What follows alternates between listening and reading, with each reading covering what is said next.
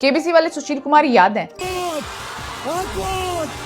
उन्होंने असली पॉपुलैरिटी 5 करोड़ रुपए कमाकर नहीं बल्कि 5 करोड़ रुपए गवाकर कमाई थी। देखो, 5 करोड़ रुपए कमाना मुश्किल है, लेकिन उससे भी ज्यादा मुश्किल है 5 करोड़ रुपए को ग्रो करना और अमीर बने रहना।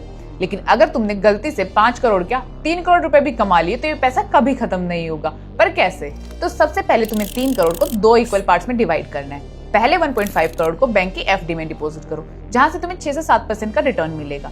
दूसरे 1.5 करोड़ को निफ्टी 50 में इन्वेस्ट करो, जहां पर लॉन्ग टर्म में आपको 10 से 12% का रिटर्न मिल जाएगा। अब जो एफडी में पैसा डाला था उससे 1,75,000 रुपए हर महीना विड्रॉ करना स्टार्ट कर दो अपने डेली एक्सपेंसेस के लिए। 30% टैक्स देने के बाद में तुम्हारे हाथ में आएगा 1,50,000 रुपए हर महीना, जिससे आप अपने मंथली एक्सपेंसेस इजीली चला सकते हो। और फिर 10 साल लगातार 1,75,000 पर मंथ निकालने के बाद और टैक्स देने के बाद तुम्हारा एफडी का पैसा खत्म हो जाएगा। लेकिन तब तक तुम्हारा निफ्टी 50 का कॉर्पस ग्रो होकर 4.65 करोड़ तक हो चुका होगा।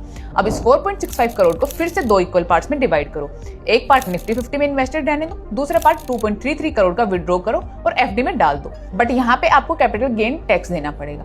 तो इस अमाउंट पे आपको टोटल कैपिटल गेन टैक्स पड़ेगा 16,17,000। इसे डिडक्ट करने के बाद में तुम्हारे पास बचेगा 2.16 करोड़ रुपए, जो तुम एफडी में डिपॉजिट कर दोगे। अब फिर से अगर तुम 1,75,000 हर महीने विड्रॉ करते हो 30% टैक्स देने के बाद में, ये पैसा अगले 17 साल तक चलता रहेगा और तब तक तुम्हारा निफ्टी 50 का इन्वेस्टमेंट ग्रो करके 15 करोड़ तक पहुंच जाएगा। और फिर से यही साइकिल रिपीट होगी और ये तब तक खत्म नहीं होगा जब तक कि तुम्हारा इन्वेस्टेड अमाउंट तुम्हारे विड्रॉल अमाउंट से ज्यादा नहीं हो जाता। इस पूरे प्रोसेस का पीडीएफ चाहिए तो कमेंट कर दो, पीडीएफ मैं आपको डीएम कर दूंगी। और मुझे फॉलो करना मत भूलना। Bye bye.